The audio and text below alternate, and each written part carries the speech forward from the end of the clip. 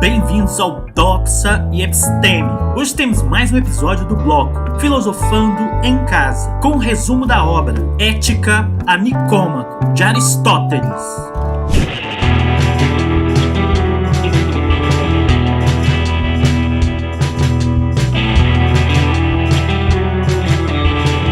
Referências. Aristóteles nasceu em Estagira, na Macedônia, em 384 AC. Aos 18 anos foi para Atenas interessado em estudar filosofia. Filiou-se à Academia de Platão, sendo considerado o seu mais brilhante discípulo. Após a morte de Platão, 348 AC, afastou-se da academia e seguiu seu próprio caminho, vindo a ser preceptor de Alexandre, filho do rei Filipe da Macedônia e futuro conquistador de um grande império. De volta a Atenas em 335 AC, fundou sua própria escola, o Liceu. Aristóteles gostava de lecionar discutindo com seus discípulos, dando caminhadas. Daí a origem do nome, escola peripatética, de peripatos, caminho.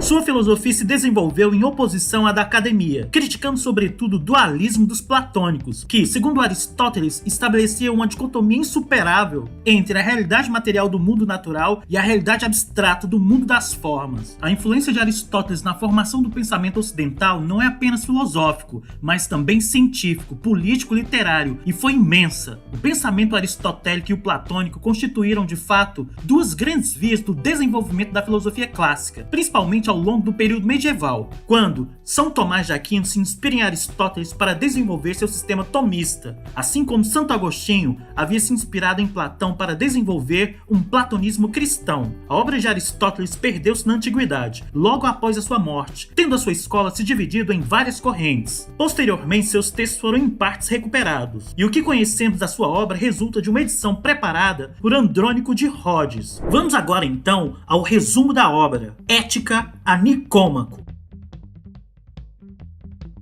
Era tão grande a sua autoridade sobre uma variedade de assuntos, da física à biologia até a psicologia, que ao longo de toda a Idade Média, Aristóteles ficou conhecido como o filósofo. Dante chamava-o de mestre daqueles que sabem. Como já foi dito, Aristóteles foi uma influência decisiva para Tomás de Aquino e também para filósofos islâmicos, como Averroes. O rigor e a busca implacável de Aristóteles para categorizar tudo tiveram um enorme impacto sobre o pensamento filosófico e científico ao longo dos últimos 2000 anos, instituindo uma maneira muito lógica e racional de enxergar as coisas, que acabou se tornando a essência da civilização ocidental. Costuma-se dizer que a história da filosofia pode ser dividida entre platonistas e aristotélicos. Enquanto Platão acreditava que tudo que percebemos no mundo físico tem uma relação metafísica subjacente e que a verdade está por trás ou além do mundo das aparências, seu aluno Aristóteles era muito mais um filósofo, mão na massa, interessado no mundo como nós o vemos.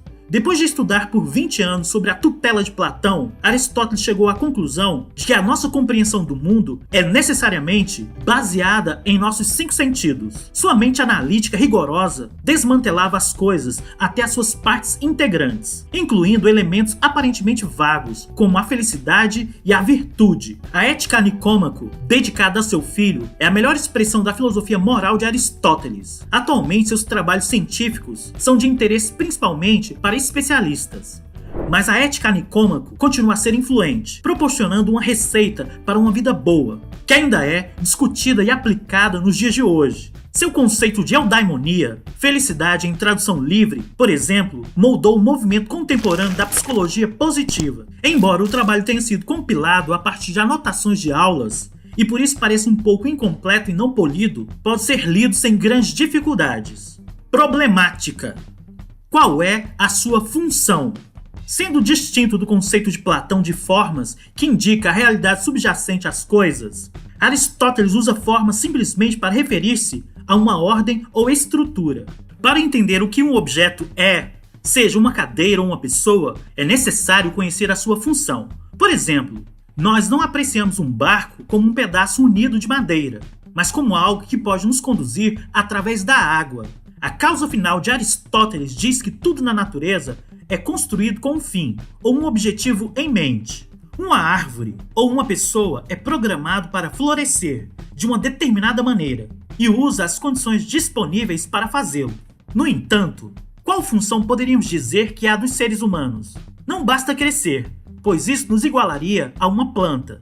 Nem simplesmente ver, ouvir ou cheirar, pois temos isso em comum com um cavalo ou um boi. Aristóteles afirma que o que é único para nós é a capacidade de agir segundo a razão.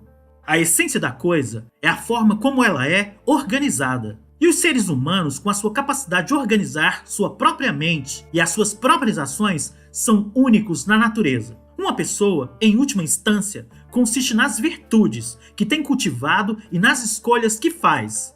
Então, aquele que organiza a vida de acordo com as mais elevadas virtudes pode se tornar grandioso. Não se aprende a identidade de alguém ao vê-lo como uma coleção de bilhões de células, mas pelo que o diferencia e na valorização de suas virtudes ou de sua arte ou habilidades aprimoradas ao longo da vida. Somente assim podemos compreender a essência ou função.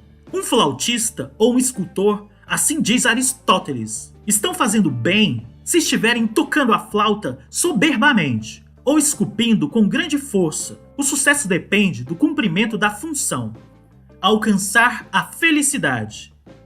O ponto de partida da teoria ética de Aristóteles é a felicidade, porque ele acreditava que as pessoas são criaturas racionais, que tomam decisões que levarão ao seu sumo último. Embora eudaimonia seja frequentemente traduzida como felicidade, também pode ser lida como fazer bem, sucesso ou florescimento. Como seres racionais, nossa maior felicidade vem das escolhas que fazemos por meio da razão. Desenvolvemos o que é melhor para nós no longo prazo e, ao seguir esse caminho, a felicidade chega como um subproduto. Uma vida de mero prazer, uma vez que nos priva de atividades racionais e funcional ao longo de uma existência em busca de um objetivo, não vai nos tornar felizes. O caminho mais virtuoso é aquele que nos proporciona o maior prazer genuíno, em vez de efêmero. A maioria das pessoas simples buscam uma vida de gratificação, mas Aristóteles não acredita que elas sejam melhores que animais de pasto. Para termos uma vida plena, precisamos combinar ações com virtude, refinando constantemente a nós mesmos e desenvolvendo nossas habilidades. A felicidade genuína surge por meio do trabalho em nós mesmos e em nossos objetivos ao longo do tempo. Uma andorinha só não faz verão. Tampouco um dia. Nem da mesma forma, um dia ou um curto espaço de tempo nos torna abençoados e felizes. Ele descreve o próprio tempo como um bom parceiro na descoberta, revelando tanto a nossa natureza como a do mundo. A amizade faz parte de uma vida boa e plena, diz Aristóteles, por promover a partilha de raciocínios e pensamentos. Por meio da ação plenamente justificada e constitutiva, ajudamos os amigos a alcançar seus objetivos e, ao fazê-lo, nossas qualidades racionais ou nosso caráter são ampliados. Naturalmente, isso nos faz felizes. O mesmo princípio se aplica à comunidade ou à cidade em que vivemos. Trabalhando para uma melhoria, é natural que fortalecemos nosso caráter e, portanto, aumentando nossa felicidade. Por último, Aristóteles considerava o estudo uma das grandes fontes de felicidade, se não a maior, pois nos permite a expressão plena da nossa natureza racional. Ao apreciarmos verdades científicas ou filosóficas e incorporá-las ao nosso conhecimento, estamos atingindo o auge do que é ser humano. A agradável conclusão de Aristóteles é de que a felicidade não é predestinada pelo destino ou pelos deuses, mas pode ser adquirida de forma habitual, pela expressão consciente de uma vida virtuosa, por meio do trabalho, da insistência ou do estudo. Ele diz: nós nos tornamos construtores construindo, e nos tornamos arpistas tocando harpa. Da mesma forma, então, nos tornamos justos praticando ações justas, moderados praticando ações moderadas, corajosos praticando ações corajosas. Em outras palavras, nós nos tornamos pessoas bem-sucedidas pelo hábito. Não deveríamos julgar a vida de uma pessoa de acordo com seus altos e baixos, mas pelas virtudes duradouras que desenvolve e expressa. Essa é a verdadeira medida do sucesso.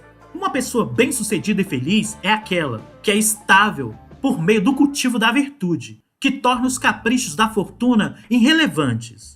É essa estabilidade, nobreza e magnanimidade que mais admiramos. Atividades seguindo a virtude guiam a felicidade.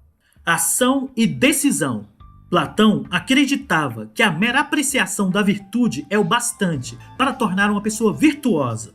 Mas, para Aristóteles, uma vida boa deve ser virtude expressa em ação.